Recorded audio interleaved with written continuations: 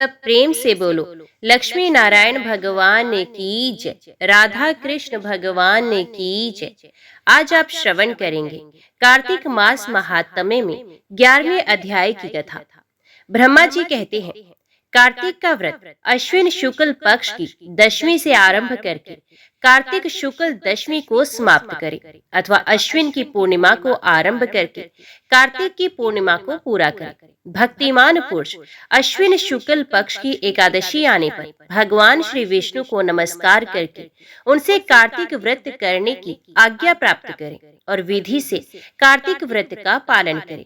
12 महीनों में मार्गशीर्ष मास अत्यंत पुण्यप्रद है। उससे अधिक पुण्य फल देने वाला नर्मदा तट पर वैशाख मास बताया गया है। उससे लाख गुना अधिक प्रयाग में माघ मास का महत्व है। उससे भी महान फल देने वाला कार्तिक मास है।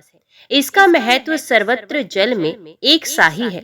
एक और सब दान, व्रत और नियम तथा दूसरी ओर कार्तिक का स्नान। तराजू पर रखकर ब्रह्मा जी ने तोला तो कार्तिक का ही पलड़ा भारी रहा। स्नान, दीपदान, तुलसी के पौधों को लगाना और सींचना, पृथ्वी पर शयन, ब्रह्मचर्य का पालन, भगवान श्री विष्णु के नामों का संकीर्तन तथा पुराणों का श्रवण, इन सब नियमों का जो कार्तिक मास में निष्काम भाव से पालन करते हैं वे ही जीवन मुक्त हैं। ये व्रत भगवान श्री कृष्ण को बहुत ही प्रिय है।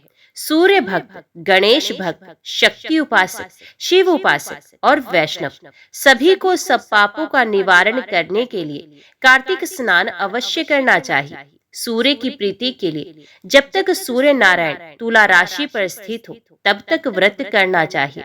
अश्विन की पूर्णिमा से लेकर कार्तिक की पूर्णिमा तक भगवान शंकर की प्रसन्नता के लिए स्नान करना चाहिए। देवी पक्ष अर्थात अश्विन शुक्ल पक्ष की प्रतिपदा से लेकर कार्तिक कृष्ण चतुर्दशी की महारात्रि के आने तक भगवती दुर्गा की प्रसन्नता के लिए स्नान करना चाहिए। गणेश जी की प्रसन्नता के लिए अश्विन कृष्ण चतुर्थी से लेकर कार्तिक कृष्ण चतुर्थी तक नियम पूर्वक स्नान करना चाहिए। जो अश्विन शुक्ल पक्ष की एकादशी से लेकर कार्तिक शुक्ल एकादशी तक कार्तिक व्रत की समाप्ति करता है उसके ऊपर भगवान जनार्दन प्रसन्न होते हैं। जो दूसरे के संगवश या ब्लाद जानकर अथवा बिना जाने ही कार्तिक मास में प्रातः स्नान का नियम पूरा कर लेता है वे कभी यमयातना को नहीं देखता। अथवा जो ब्राह्मण कार्तिक में प्रातः स्नान करते हैं उन्हें ओढ़ने के लिए कंबल या रजाई देकर स्नान जनित पुण्य फल को प्राप्त करें। कार्तिक मास में विशेषत श्री राधा और श्री कृष्ण की पूजा करनी चाहिए। जो कार्तिक में तुलसी वृक्ष के नीचे श्री राधा और श्री कृष्ण की मूर्ति का निष्काम भाव से पूजन करते हैं उन्हें जीवन मुक्त समझना चाहिए। हजारों पापों से युक्त मनुष्य क्यों ना हो, वे कार्तिक स्नान से अवश्य पाप मुक्त हो जाता है। तुलसी के अभाव में आंवले के नीचे पूजा करनी चाहिए।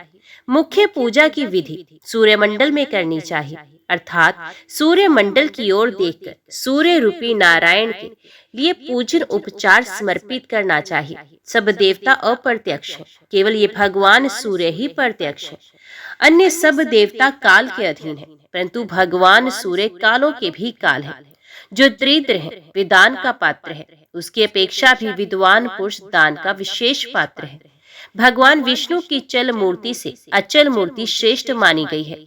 मूर्ति के अभाव में भगवत बुद्धि से पीपल अथवा वट की पूजा करनी चाहिए। पीपल भगवान विष्णु का और वट भगवान शंकर का स्वरूप है। शालिग्राम शिला के चक्र में सदा भगवान विष्णु का निवास है, इसलिए प्रयत्न पूर्वक शालिग्राम शिला की पूजा करनी चाहिए। पलाश ब्रह्मा जी के अंश से उत्पन्न हुआ है। जो कार्तिक मास में उसके पत्तल में भोजन करता है वे भगवान विष्णु के लोक में जाता है। पीपल के रूप में साक्षात भगवान विष्णु विराजमान है, इसलिए कार्तिक में प्रयत्न पूर्वक उसका पूजन करना चाहिए। जो लोग कार्तिक मास में स्नान, जागरण, दीपदान और तुलसी वन की रक्षा करते हैं वे भगवान विष्णु के स्वरूप हैं। जो भगवान विष्णु के मंदिर में झाड़ू देकर स्वस्तिक आदि का निष्काम भाव से मंगल चिन्ह बनाते हैं और भगवान विष्णु की पूजा करते हैं वे जीवन मुक्त हैं। जब 2 घड़ी रात बाकी रहे तब तुलसी की मृत्तिका, वस्त्र और कलश लेकर जलाशय के समीप जाएं। पैर धोकर गंगा आदि नदियों तथा विष्णु और शिव आदि देवताओं का स्मरण करें। फिर नाभि के ऊपर जल में खड़ा होकर इस मंत्र को पढ़े और बोले, हे जनार्दन, देवेश्वर दामोदर, लक्ष्मी सहित आपकी प्रसन्नता के लिए मैं कार्तिक में प्रातः स्नान करूंगा।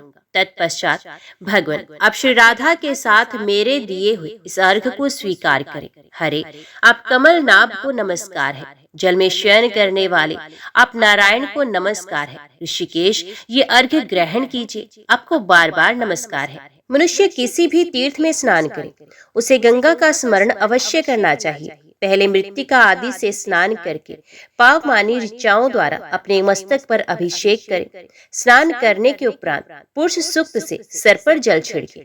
उसके बाद बाहर आकर पुनः मस्तक पर तीर्थ का जल सींचे। फिर हाथ में तुलसी लेकर 3 बार आचमन करके पानी से बाहर धोती निचोड़े। वस्त्र निचोड़ने के पश्चात तिलक आदि करें। कार्तिक में जहाँ कहीं भी प्रत्येक जलाशय के जल में स्नान करना चाहिए। गर्म जल की अपेक्षा ठंडे जल में स्नान करने से 10 गुना पुण्य होता है। उससे 100 गुना पुण्य बाहरी कुएं के जल में स्नान करने से होता है। उससे अधिक पुण्य बावली में और उससे भी अधिक पुण्य पोखरे में स्नान करने से होता है। उससे 10 गुना झरनों में और उससे भी अधिक पुण्य कार्तिक में नदी स्नान करने से होता है। उससे भी 10 गुना पुण्य वहां होता है जहां 2 नदियों का संगम हो, और यदि कहीं 3 नदियों का संगम हो तब तो पुण्य की कोई सीमा ही नहीं। सिंधु, कृष्णा, वेणी, यमुना, सरस्वती, गोदावरी, व्यास, नर्मदा, तमसा, मही, कावेरी, सरयू, क्षिप्रा, चरमवती, पित्सता, वेदिका, शोणभद्र, बेतवा, अपराजिता, गंडकी, गोमती, पूर्णा, ब्रह्मपुत्रा, मानसरोवर, वागवती, शुक्ल, ये तीर्थ कार्तिक में दुर्लभ है। सब स्थलों से अधिक आर्यव्रत, विंध्याचल और हिमालय के भीतर का प्रदेश उत्तर भारत पुण्यदायक है। उससे भी कोल्हापुरी श्रेष्ठ है। कोल्हापुरी से श्रेष्ठ विष्णु कांची और शिव कांची है। उससे भी श्रेष्ठ है अनंत सेन का निवास स्थान वरहा क्षेत्र। वरहा क्षेत्र से चक्र क्षेत्र और चक्र क्षेत्र से अधिक पुण्यमय मुक्ति क्षेत्र है। उससे श्रेष्ठ अवंतीपुरी और अवंतीपुरी से श्रेष्ठ बद्री का आश्रम है। बद्री का आश्रम से अयोध्या, अयोध्या से गंगा द्वार और गंगा द्वार से कनखल और कनखल से भी श्रेष्ठ मथुरा है, क्योंकि कार्तिक में वहां स्वयं भगवान राधा कृष्ण स्नान करते हैं। मथुरा से भी श्रेष्ठ द्वारका है। जिन्होंने भगवान गोविंद में अपने चित्त को लगा रखा है, उनके लिए द्वारका सूर्य के समान पुण्य का प्रकाश करने वाली है। द्वारका से भी श्रेष्ठ भागीरथी है। वे भी जहाँ विंध्य पर्वत से मिलती है वहाँ अधिक श्रेष्ठ है। उससे 10 गुना पुण्य तीर्थराज प्रयाग में होता है।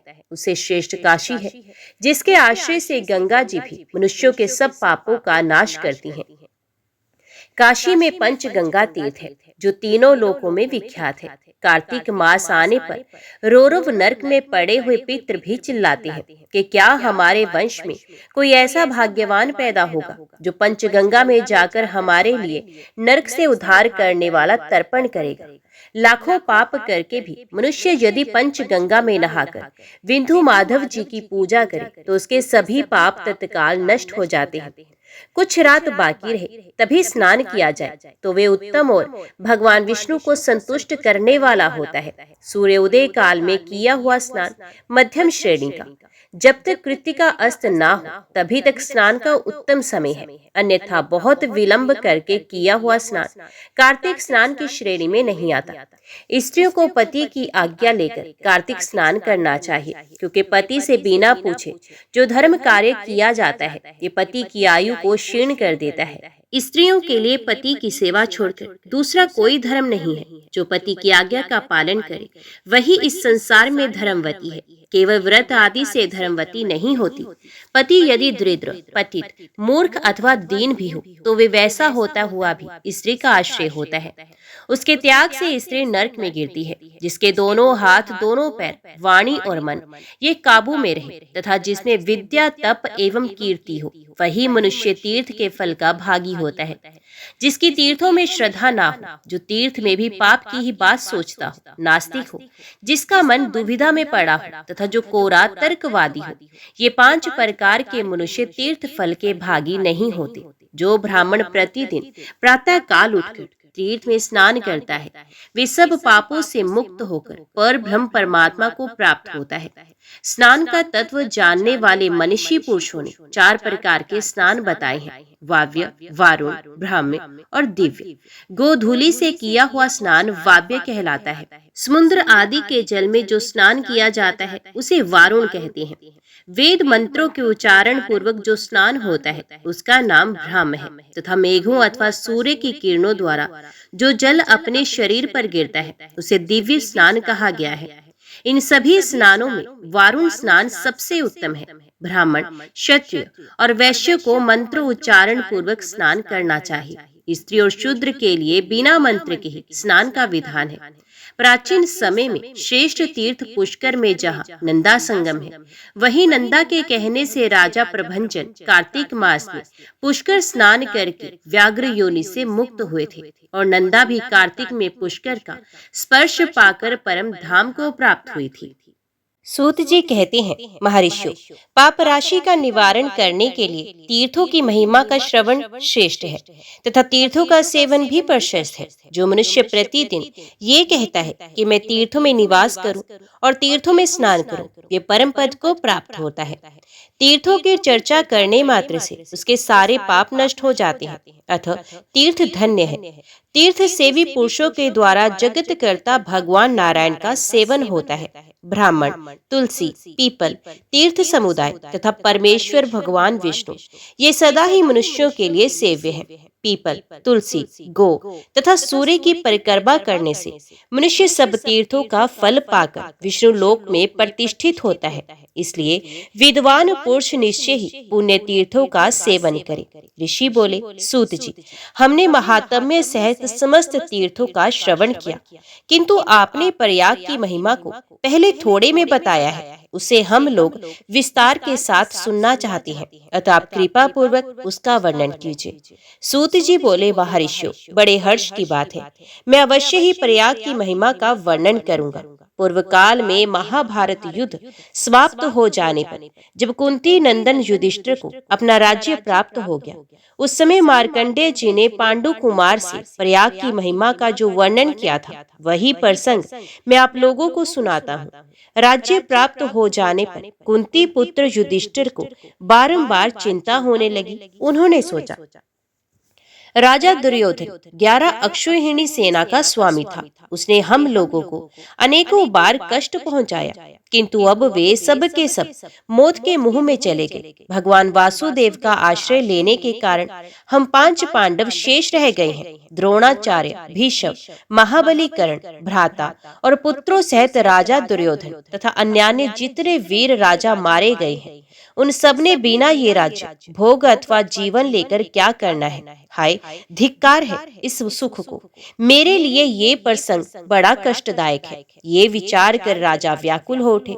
वे उत्साहहीन होकर नीचे मुंह किए बैठे रहते थे। उन्हें बारंबार इस बात की चिंता होने लगी कि अब मैं किस योग, नियम एवं तीर्थ का सेवन करूं, जिससे महापातकों की राशि से मुझे शीघ्र ही छुटकारा मिल जाए। कौन सा ऐसा तीर्थ है जहाँ स्नान करके मनुष्य परम उत्तम विष्णु लोक को प्राप्त होता है। इस प्रकार सोचते हुए धर्मपुत्र युधिष्ठिर अत्यंत विकल हो गए। उस समय महातपस्वी मार्कंडेय जी काशी में थे। उन्हें युधिष्ठिर की अवस्था का ज्ञान हो गया, इसलिए वे तुरंत ही हस्तिनापुर में जा पहुंचे और राजमहल के द्वार पर खड़े हो गए। द्वारपाल ने जब उन्हें देखा तो शीघ्र ही महाराज के पास जाकर कहा, राजन, मार्कंडेय मुनि आपसे मिलने के लिए आए हैं और द्वार पर खड़े हैं। ये समाचार सुनते ही धर्मपुत्र युधिष्ठिर तुरंत राज द्वार पर आ पहुंचे और उनके शरणागत होकर बोले, महामुने, आपका स्वागत है। महाप्राज्ञ, आपका स्वागत है। आज मेरा जन्म सफल हुआ। आज मेरा कुल पवित्र हो गया। आज आपका दर्शन होने से मेरे पितृ तृप्त हो गए। यों कहकर युधिष्ठिर ने मुनि को सिंहासन पर बिठाया और पैर धोकर पूजन सामग्रियों से उनकी पूजा की। तो मार्कंडेय जी ने कहा, राजा, तुम व्याकुल क्यों हो रहे हो? मेरे सामने अपना मनोभाव प्रकट करो। तो युधिष्ठिर बोले, महामुने, राज्य के लिए हम लोगों की ओर से जो बर्ताव हुआ है, उस सारे प्रसंग को जानकर ही आप यहाँ पधारे हैं। फिर आपसे क्या कहना है? मार्कंडेय जी ने कहा, महाबाहो सुनो, जहाँ धर्म की व्यवस्था है उस शास्त्र में संग्राम में युद्ध करने वाले किसी भी बुद्धिमान पुरुष के लिए पाप की बात नहीं देखी गई। फिर विशेषत क्षत्रिय के लिए जो राजधर्म के अनुसार युद्ध में प्रवृत्त हुआ है, पाप की आशंका कैसे हो सकती है? अतः इस बात को हृदय में रखकर पाप की चिंता नहीं करनी चाहिए। महाभाग युधिष्ठिर, तुम तीर्थ की बात जानना चाहते हो तो सुनो।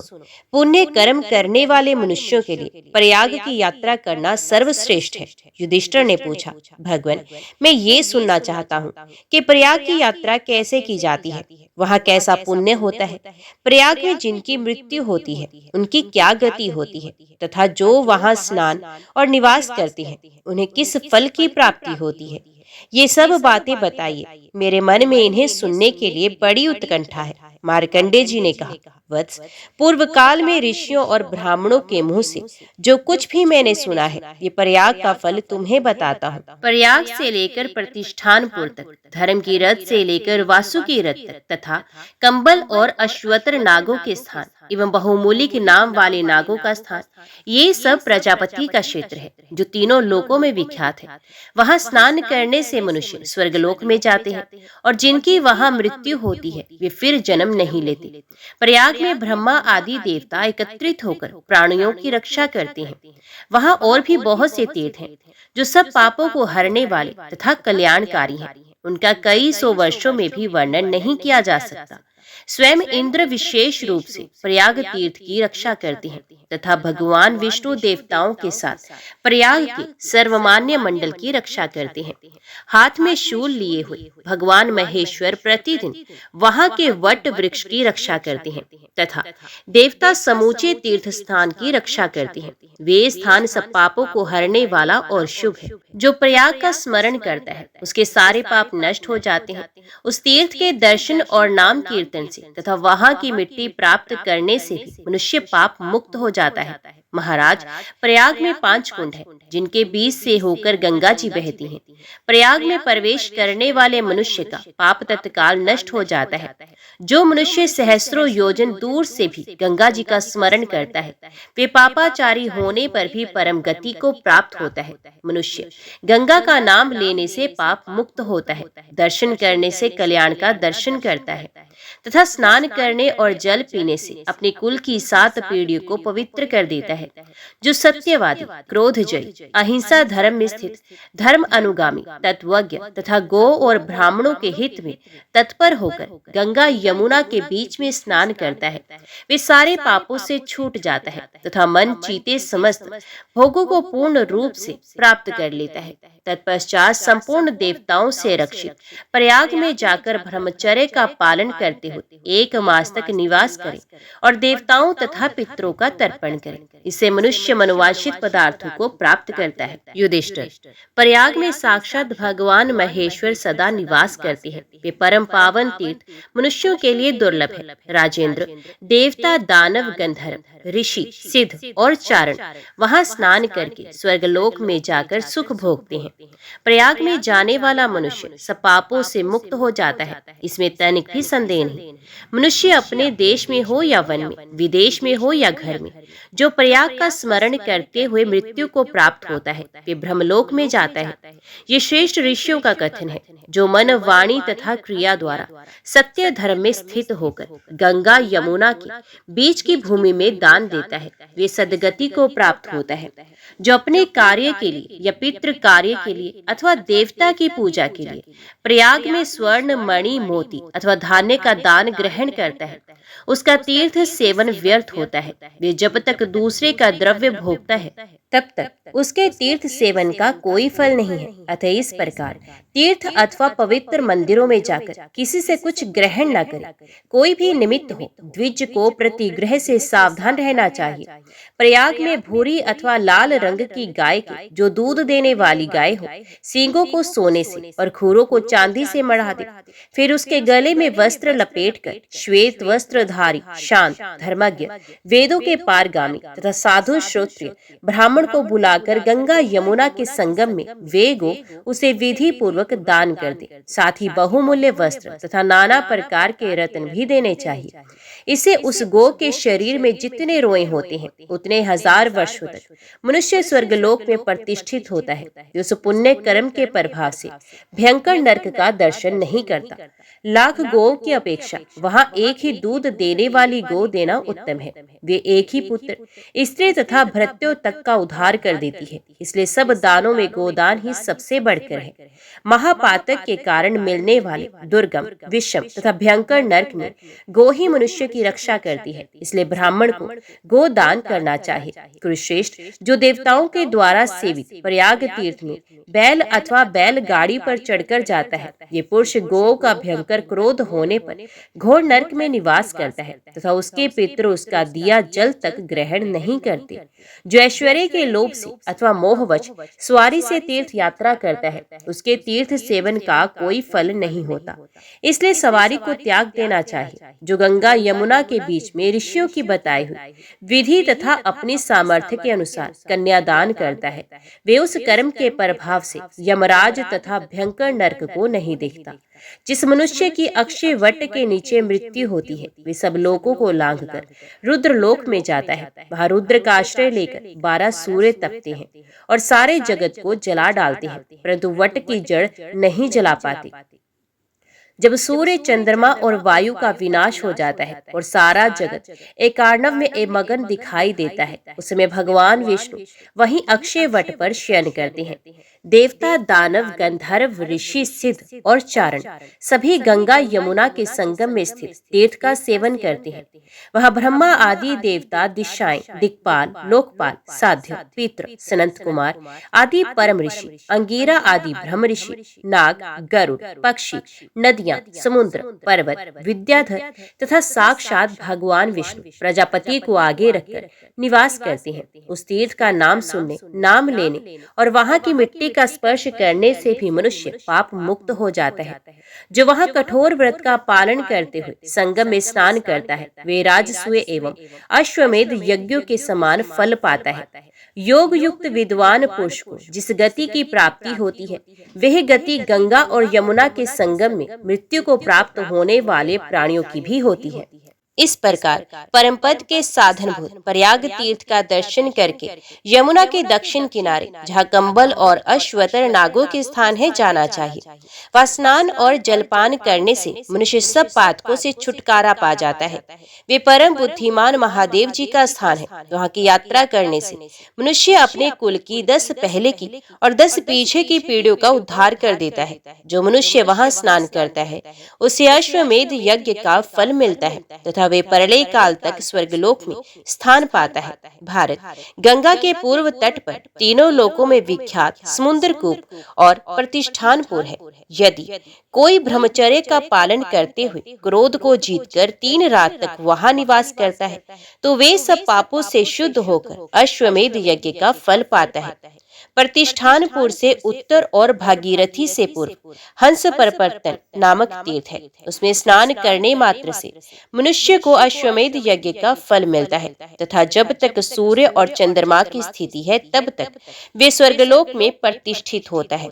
रमणीय अक्षयवट के नीचे ब्रह्मचारी, जितेंद्रिय एवं योग युक्त होकर उपवास करने वाला मनुष्य ब्रह्म ज्ञान को प्राप्त होता है। कोटि तीर्थ में जाकर जिनकी मृत्यु होती है, वे करोड़ों वर्षों तक स्वर्गलोक में सम्मानित होता है। चारों वेदों के अध्ययन से जो पुण्य होता है, सत्य बोलने से जो फल होता है तथा अहिंसा के पालन से जो धर्म होता है, वे दशाश्वमेध घाट की यात्रा करने से ही प्राप्त हो जाता है। गंगा में जहाँ कहीं भी स्नान किया जाए, वे कुरुक्षेत्र के समान फल देने वाली है, किंतु जहाँ वे समुद्र से मिली है, वहाँ उनका महात्म्य कुरुक्षेत्र से 10 गुना है। महाभागा गंगा जहाँ कहीं भी बहती है, वहाँ बहुत से तीर्थ और तपस्वी रहते हैं। उस स्थान को सिद्ध क्षेत्र समझना चाहिए। इसमें अन्यथा विचार करने की आवश्यकता नहीं है। गंगा पृथ्वी पर मनुष्यों को, पाताल में नागों को और स्वर्ग में देवताओं को उतारती है, इसलिए वे त्रिपथगा कहलाती है। किसी भी जीव की हड्डियां जितने समय तक गंगा में रहती हैं, उतने हजार वर्षों तक वे स्वर्गलोक में सम्मानित होता है। गंगा तीर्थों में उत्तम तीर्थ, नदियों में उत्तम नदी तथा संपूर्ण भूतों महापातकियों को भी मोक्ष देने वाली है। गंगा सर्वत्र सुलभ है। केवल 3 स्थानों में वे दुर्लभ मानी गई है, गंगा द्वार, प्रयाग तथा गंगा सागर संगम में। वहाँ स्नान करके मनुष्य स्वर्ग को जाते हैं तथा जिनकी वहाँ मृत्यु होती है वे फिर कभी जन्म नहीं लेते, जिनका चित्त पाप से दूषित है। ऐसे समस्त प्राणियों और मनुष्यों की गंगा के सिवा अन्यत्र गति नहीं है।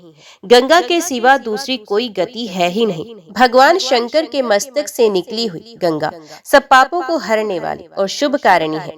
वे पवित्रों के भी पवित्र करने वाली और मंगल में पदार्थों के लिए भी मंगल कारिणी है। राजन, पुण्य प्रयाग का महात्म्य सुनो, जिसे सुनकर मनुष्य सब पापों से निस्संदेह मुक्त हो जाता है।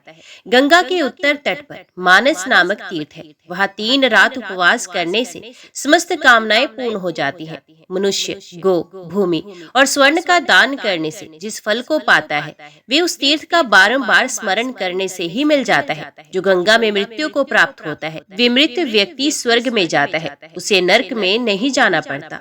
माघ मास में गंगा और यमुना के संगम पर 66,000 तीर्थ का समागम होता है।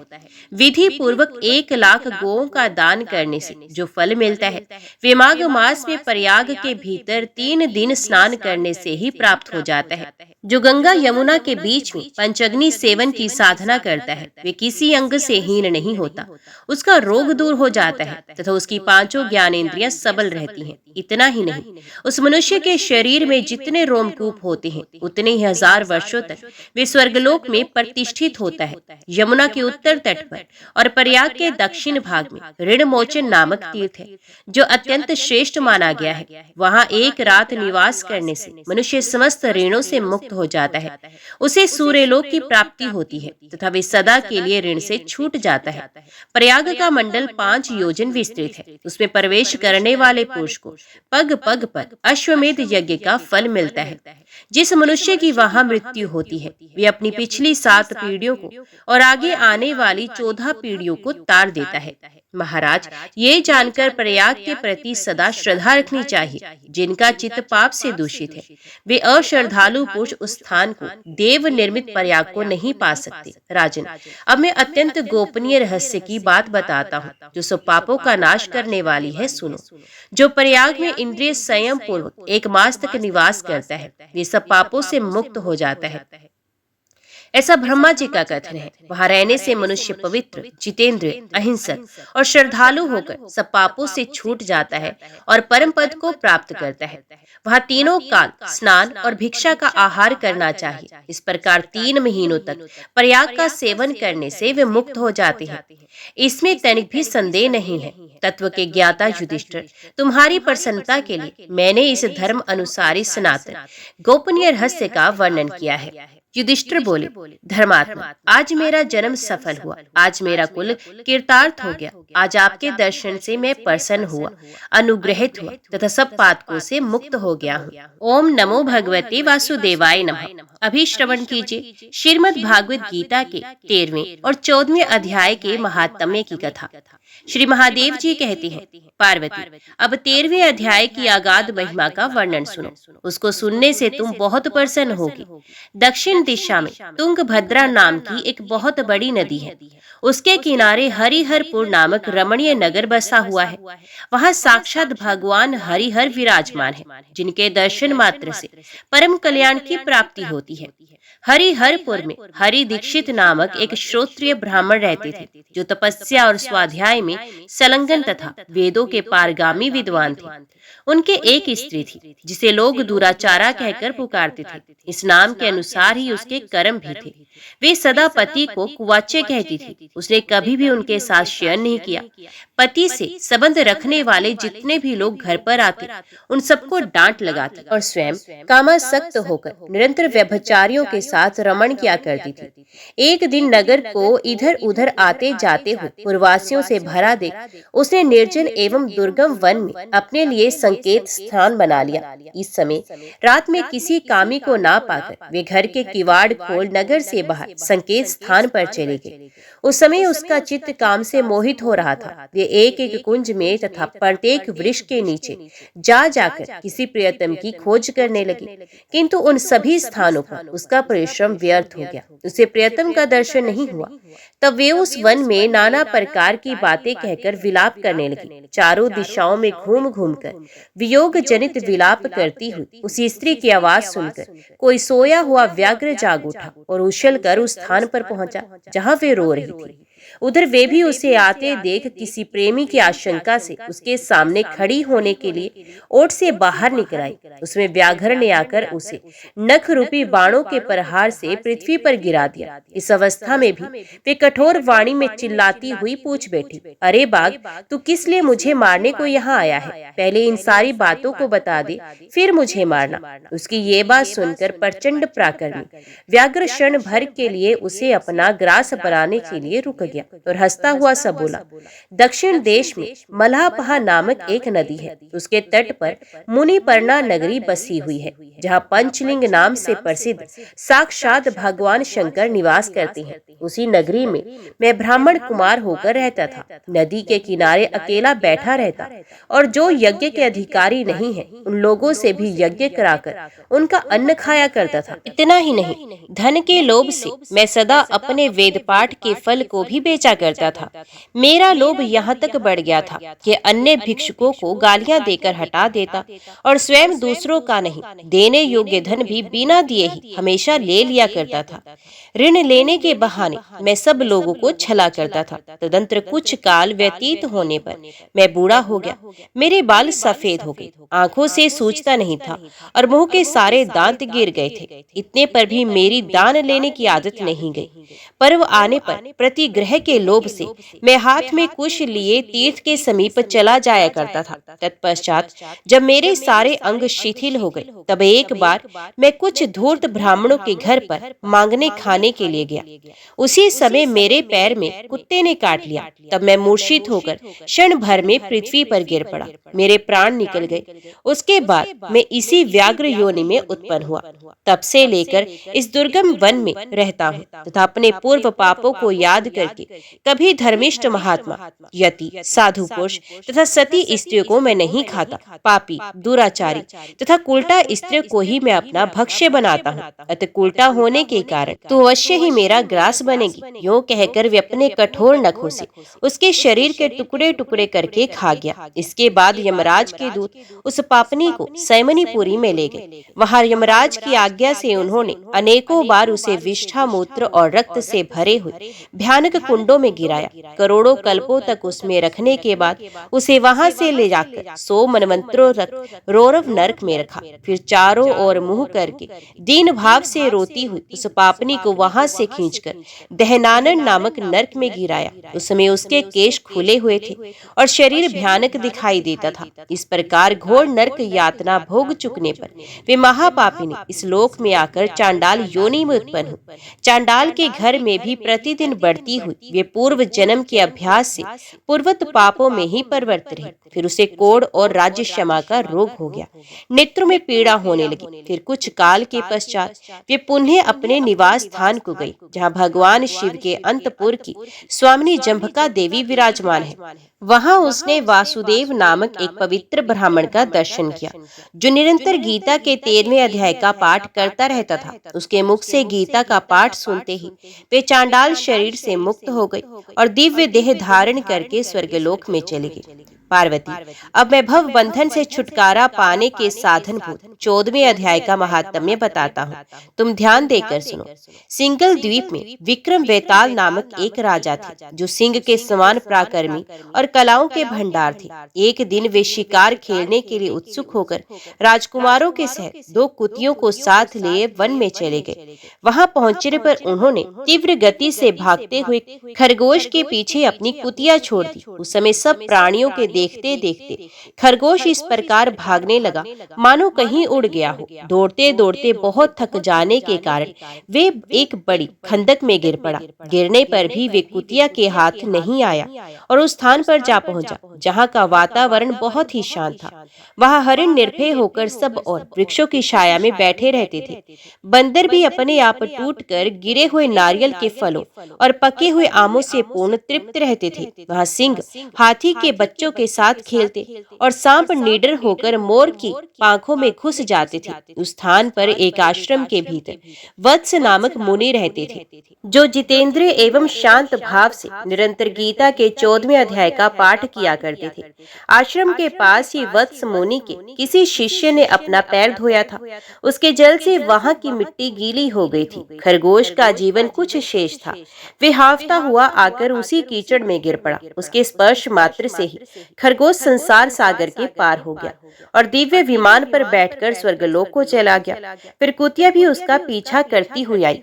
वहां उसके शरीर में कुछ कीचड़ के छींटे लग गए। फिर भूख प्यास की पीड़ा से रहित हो कुतिया का रूप त्याग कर उसने दिव्यांगना का रमणीय रूप धारण कर लिया तथा गंधर्वों से सुशोभित दिव्य विमान पर आरूढ़ हो वे भी स्वर्गलोक को चले गए। ये देख मुनि के मेधावी शिष्य हंसने लगे। उन दोनों के पूर्व जन्म के वैर का कारण सोचकर उन्हें बड़ा विस्मय हुआ था। उस समय राजा के नेत्र भी आश्चर्य से चकित हो उठे। उन्होंने बड़ी भक्ति के साथ प्रणाम करके पूछा, विप्रवर, ये नीच योनि में पड़े हुए दोनों प्राणी कुतिया और खरगोश ज्ञानहीन होते हुए भी जो स्वर्ग में चले गए, इसका क्या कारण है? इसकी कथा सुनाइए। शिष्य ने कहा, भूपाल, इस वन में वत्स नामक ब्राह्मण रहते हैं। वे बड़े जितेंद्रिय महात्मा हैं।